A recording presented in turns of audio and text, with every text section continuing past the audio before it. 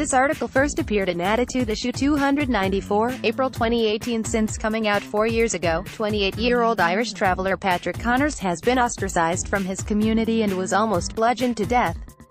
But in the hope that his story of survival might help others, he's decided to share it. I've known I was gay since I was 6 years old, but growing up in the Irish traveler community made it very difficult for me to come out. Homophobia is rooted within the culture of Irish travelers. It's a dark and secret world, and when people step out of line, they tend to get beaten up.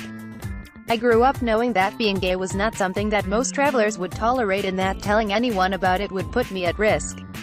So until I was 24, when I came out to my parents, I lived a lie. For many years, I worked in Brussels with a group of other travelers, and they'd force me to go into the red light district and try to get me to go into brothels. "You're not a bad-looking boy, we're going to get you some women," they'd say. I used to be terrified, but I'd pay €50 and I'd go into one of the brothels. I wouldn't have sex, but I'd make it look as though I had. I'd sit and smoke a couple of cigarettes, then I'd open my shirt a bit and I'd ask the lady to put a bit of oil on the back of my neck to make me look sweaty. Then I'd walk out and the lads would applaud me. One night, I'd worked up the courage to slip away from the group and head to the city's gay district. It was a Saturday night and I went into a tiny gay bar. I started drinking very fast. Soon, I broke down and began to cry. This guy walked over and started talking to me in Belgian.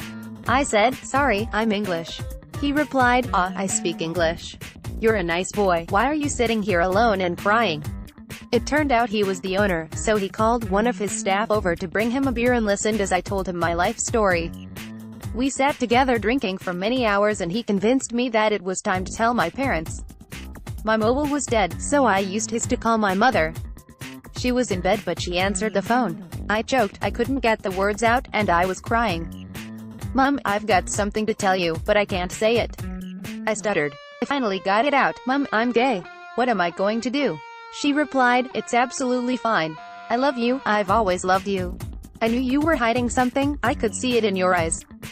Your dad's asleep, don't worry about him, I'll tell him, he'll be fine. Just don't do anything stupid. We'll come out to Belgium. I'm so proud of you for telling me, but why did you hide it all these years? If you'd told us when you were younger, we could have put something in place for you, but it's not too late." She then spoke to the owner of the bar and asked him not to let me go back to the campsite in the state I was in, so he let me stay in his apartment above the bar.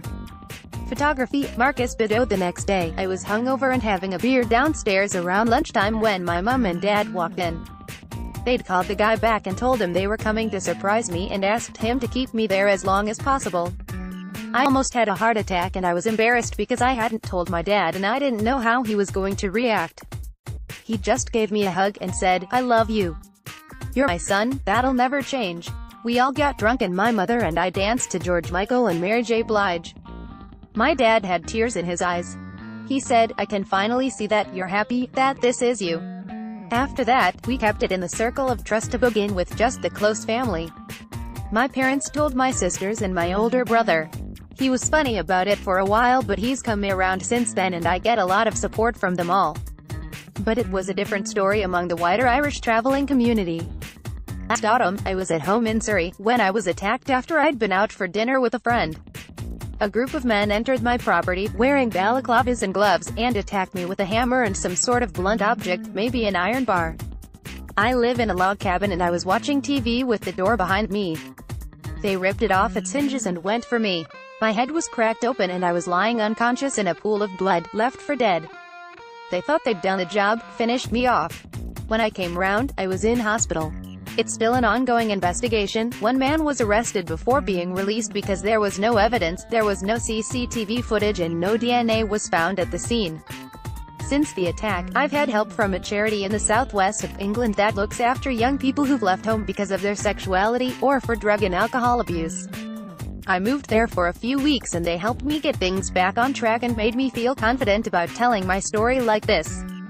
The traveling community is notoriously homophobic. If you're known to be gay, other men avoid you, they won't sit with you in a restaurant, they wouldn't get in a car with you.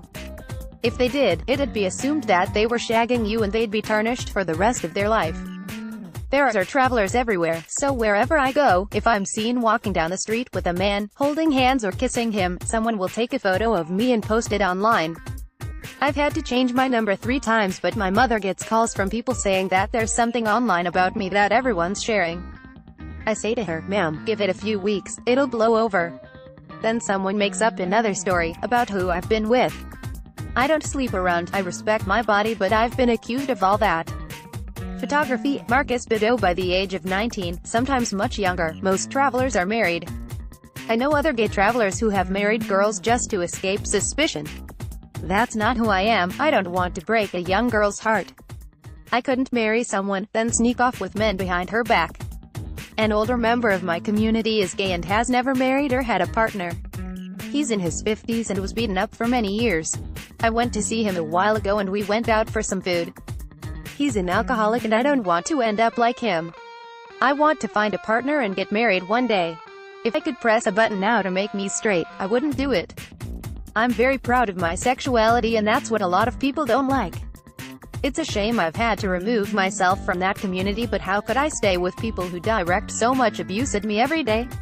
And although I'm still at risk of being attacked by other travelers, I'm looking forward to life now.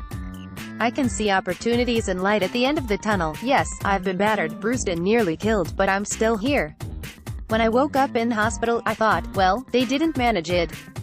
They didn't kill me. That's when I decided that this wasn't going to stop me, it was going to make me stronger.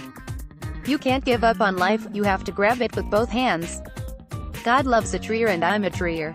I'm going to try to shine the best way I can. Selected back issues of Attitude are available to download here.